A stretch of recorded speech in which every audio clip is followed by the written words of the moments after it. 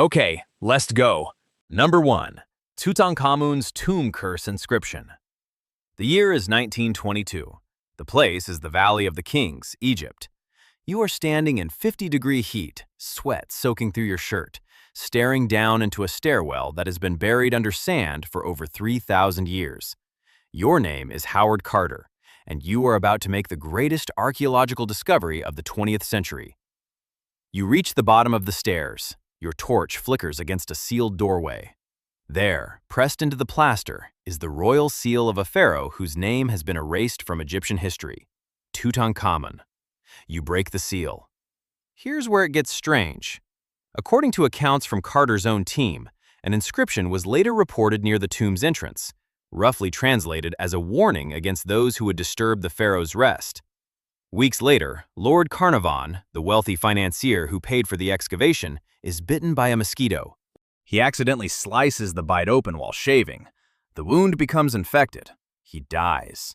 At the exact moment of his death, Cairo experiences a city-wide power outage, and back in England, his dog, thousands of miles away, reportedly howls once and dies at the same hour. But that wasn't the only strange part.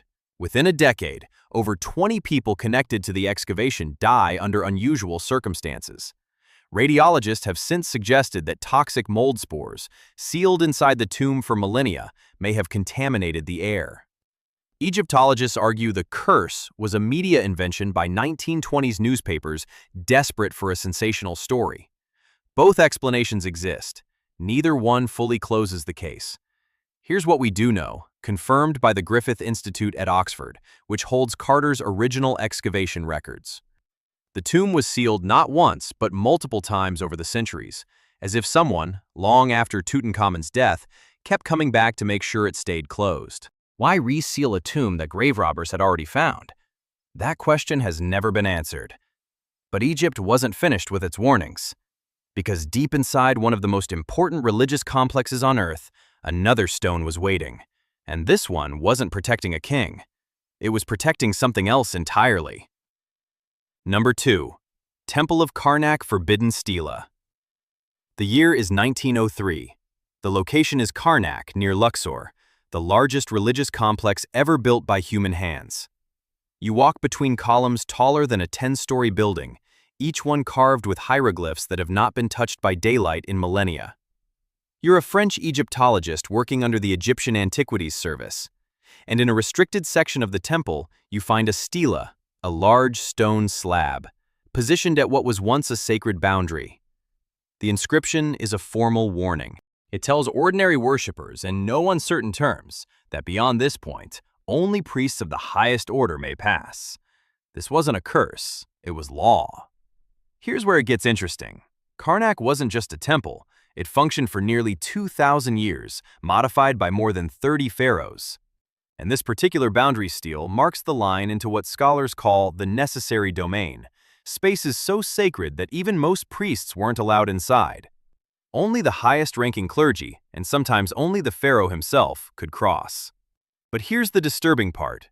Egyptologists have found evidence that certain inner chambers at Karnak were deliberately designed with no clear function, rooms that led nowhere, doorways that opened onto blank walls.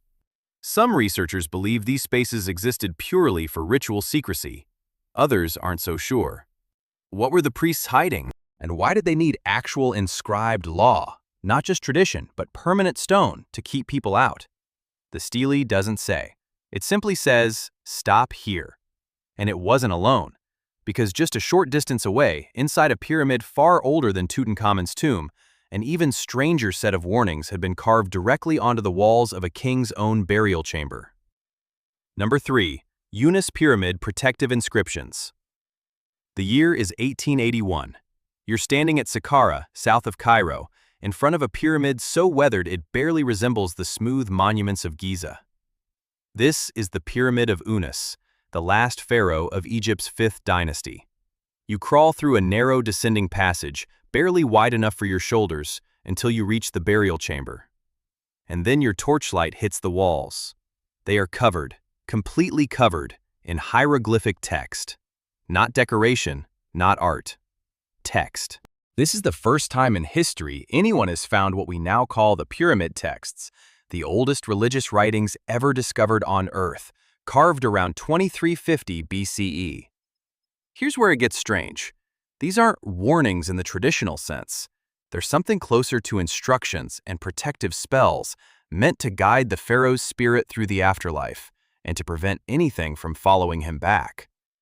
Egyptologists at the time, including French archaeologist Gaston Maspero, who first translated the texts, noted repeated phrases invoking protection against those who would do harm to the king's body and spirit. But then something curious was discovered decades later. Some passages appear to address threats that are not human, not robbers, not rival dynasties, something else, described in language scholars still debate the meaning of, referencing entities that exist in the space between death and rebirth. Was this purely religious metaphor? Almost certainly. But why did a pharaoh, at the height of Egyptian power, need his tomb walls covered floor to ceiling in protection against something? That question still doesn't have a clean answer. Egypt built warnings into stone, into law, into scripture. But 600 miles north, in the mountains of Turkey, one king built a warning so massive it could be seen from miles away, and he made sure everyone who saw it understood exactly what would happen if they didn't listen. Number 4. Antiochus I's sacred warning stele at Mount Nemrut. The year is 1881 again, the same year as Unas, on the opposite side of the ancient world. You're a German engineer named Karl Sester, surveying remote roads through the mountains of eastern Turkey for the Ottoman government. At over 7,000 feet, in air so thin it burns your lungs, you crest a summit and stop breathing for an entirely different reason. Enormous stone heads, 9 meters tall, faces of gods and kings toppled from their bodies, staring blankly across the valley. This is Mount Nemrut, the tomb sanctuary of King Antiochus I of Commagene, built around 62 BCE. Here's where it gets strange.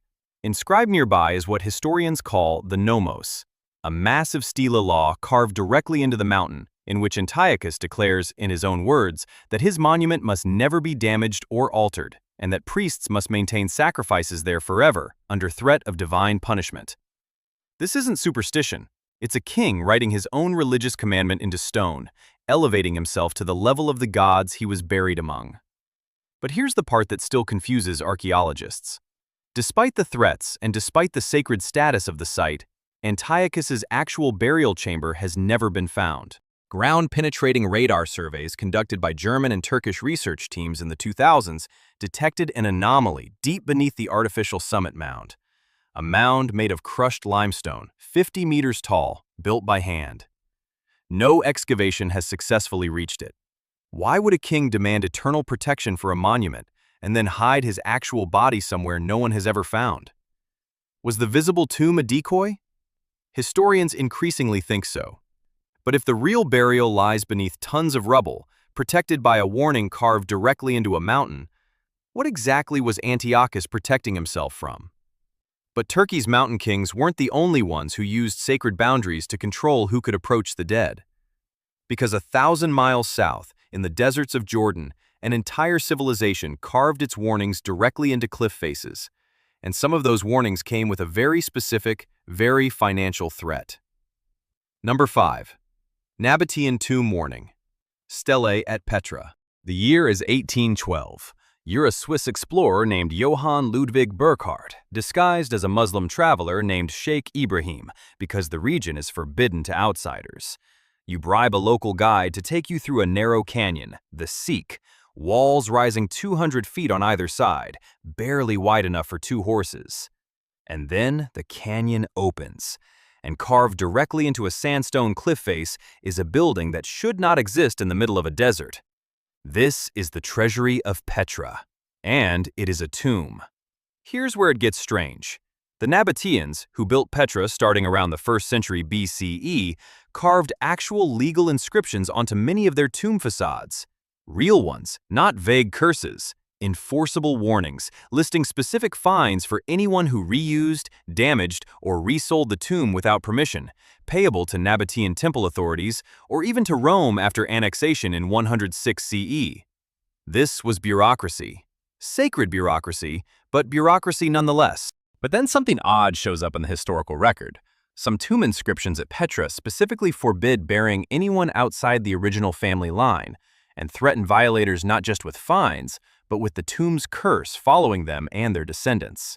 Archaeologists from institutions including Brown University, which has led major excavation projects at Petra, have noted that these inscriptions suggest a society deeply concerned with who was allowed to rest in these spaces, as though the identity of the dead mattered as much as the tomb itself.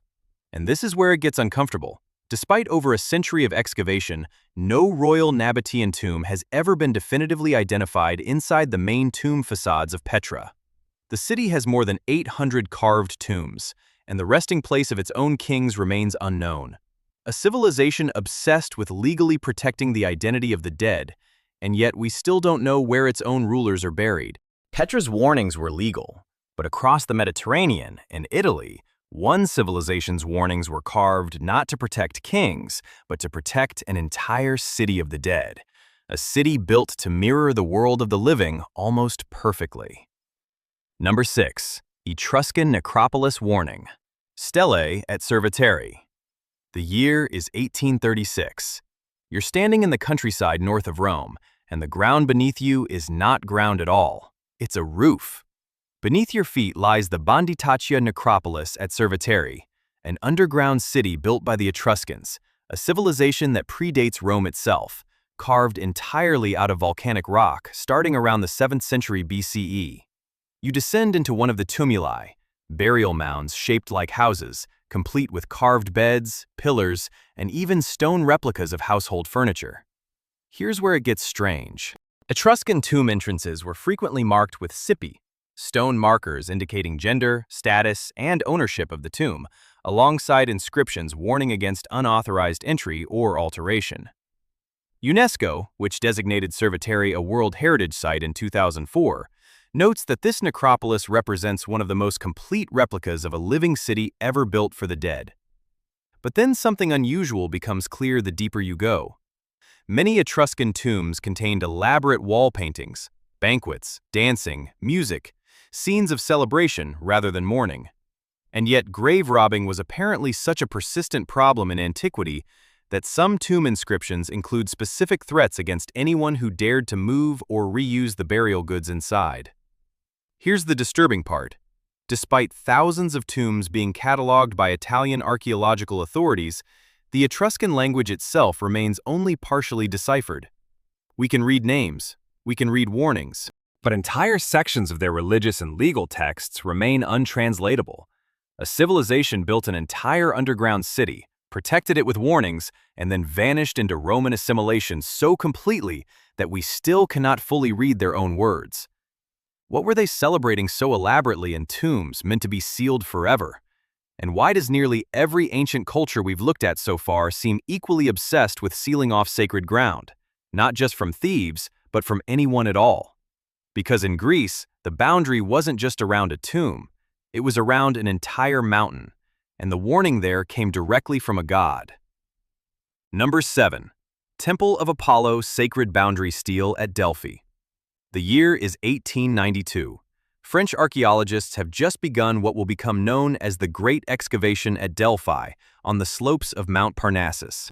You are climbing the Sacred Way, a path lined with treasuries built by rival Greek city-states, each one trying to outdo the others in devotion to the god believed to speak through this mountain. At the top, the Temple of Apollo. Beneath it, according to ancient sources, a fissure in the rock from which vapors once rose.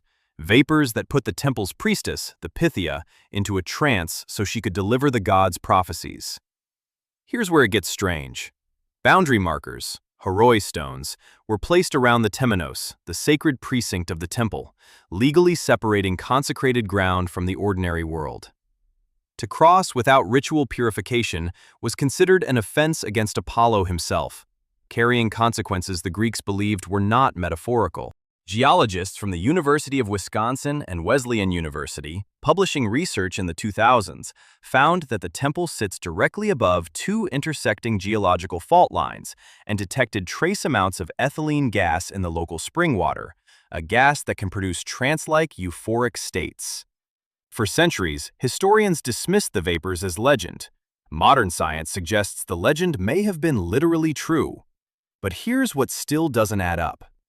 Ancient writers described the Pythia's trances as unpredictable, sometimes mild, sometimes violent, occasionally fatal to the priestess herself. If it was simply gas exposure, why did the effects vary so dramatically? And why did the Greeks feel the need to legally, physically fence off the area with sacred boundary stones, as if the danger wasn't just spiritual, but something you could accidentally wander into? The stones at Delphi weren't guarding treasure. They were guarding a hole in the earth that ancient people believed connected directly to the divine. And on the other side of the planet, in the jungles of Central America, another civilization was carving its own warnings, not around a temple, but around time itself. Number 8. Maya Sacred Warning Stelae at Copan. The year is 1839. You're an American explorer named John Lloyd Stevens, hacking through dense jungle in western Honduras with British artist Frederick Catherwood at your side. You break through the tree line and stop cold. Standing before you are massive carved stone monuments, stelae, some over 12 feet tall, covered in glyphs and depicting kings in elaborate ceremonial dress. This is Copan, one of the most important city-states of the ancient Maya civilization. Here's where it gets strange. Maya stelae weren't just monuments. Epigraphers, including researchers affiliated with the Corpus of Maya Hieroglyphic Inscriptions project at Harvard, have shown that many of these stones function as combination historical records and ritual warnings, marking specific calendar dates and invoking consequences for rulers who failed to perform required ceremonies at those exact moments. Some stelae at Copan explicitly link a king's failure to complete rituals with cosmic disorder, the collapse of order itself. But then something happens around 800 CE that still puzzles archaeologists. Construction at Copan stops, abruptly. The last dated stela was erected in 822 CE, and shortly after, the ruling dynasty collapses entirely. Researchers, including a team led by archaeologist David Webster of Penn State, point to a combination of drought, deforestation, and political instability. But here's the open question that remains. If these stelae were warnings meant to prevent cosmic and political collapse, carved specifically to compel rulers to keep performing the correct rituals at the correct times, why did the very last generation of Copan's kings stop listening to their own warnings? Did they lose faith in the stones? Or did they simply run out of time? The jungle reclaims Copan for nearly 1,000 years, and high in the Andes Mountains of Peru, another lost city would remain hidden for almost exactly as long, protected not by carved threats, but by silence. Number 9. Inca Sacred Boundary Stones at Machu Picchu. The year is 1911. You're an American historian named Hiram Bingham, climbing a mist-covered ridge in the Peruvian Andes, led by a local farmer who tells you there are ruins near the summit. You reach the top, and spread before you, wrapped in cloud, is an entire city. Stone temples, terraces, plazas, built with a precision that modern engineers still study today. This is Machu Picchu, built by the Inca around 1450 CE. Here's where it gets strange. Researchers, including archaeologists working with Yale University's Peabody Museum, which houses much of Bingham's original collection, have identified specific carved boundary stones marking the transition between residential zones and sacred ceremonial areas, places believed to be reserved exclusively for religious elites and the Inca ruler himself. One structure in particular, the Intihuatana stone, a carved ritual pillar aligned with astronomical events, sits at the highest point of the sacred sector, and evidence suggests ordinary citizens were forbidden from approaching it directly. But here's the part that still troubles historians. Despite decades of research, we don't fully know why Machu Picchu was built where it was, at such extraordinary difficulty, rather than in a more accessible location. Some researchers propose it was a royal retreat. Others argue it held deep astronomical and religious significance tied to mountain worship. The Inca themselves left no written language, no texts to settle the debate. And when the Spanish arrived in Peru in the 1530s, Machu Picchu was never found, never looted, never destroyed. It simply wasn't on any map the conquistadors had. Was it deliberately hidden, or simply forgotten in the chaos of conquest? Either way, the boundary stones remained undisturbed for nearly 400 years after the Inca Empire fell, silently marking a threshold that, for 4 centuries, no outsider even knew existed. But the oldest warning on this list isn't Incan, it isn't Egyptian. It comes from a site so old that it forces us to rewrite what we thought we knew about the beginning of civilization itself. Number 10. Göbekli Tepe, Sacred Stone Pillars. The year is 1994. You're a German archaeologist named Klaus Schmidt, walking across a barren hilltop in southeastern Turkey that local farmers have long complained about. Their plows kept hitting stone. Previous surveys, decades earlier, dismissed the site as a medieval cemetery and moved on. You don't move on. You begin to dig, and what emerges from the earth changes the known timeline of human civilization. Massive T-shaped limestone pillars, arranged in circles, some over 18 feet tall and weighing up to 10 tons, carved with images of foxes, scorpions, vultures, and snakes. Radiocarbon dating places construction at approximately 9,600 BCE. That is over 6,000 years before Stonehenge, before the pyramids, before agriculture, before writing, before the wheel. Here's where it gets strange. Schmidt and subsequent research teams from the German Archaeological Institute discovered something almost impossible to explain. The site wasn't built up over time and abandoned gradually.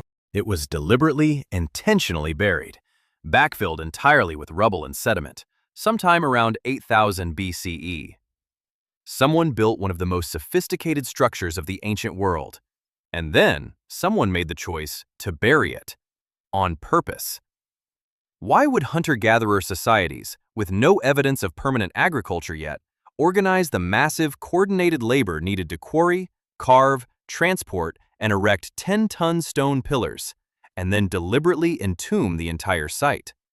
Schmidt himself, before his death in 2014, proposed that Göbekli Tepe may represent one of the first organized religious centers in human history, that the need to gather for ritual purposes may have actually preceded and possibly driven the development of agriculture itself. Not the other way around, as historians had assumed for over a century.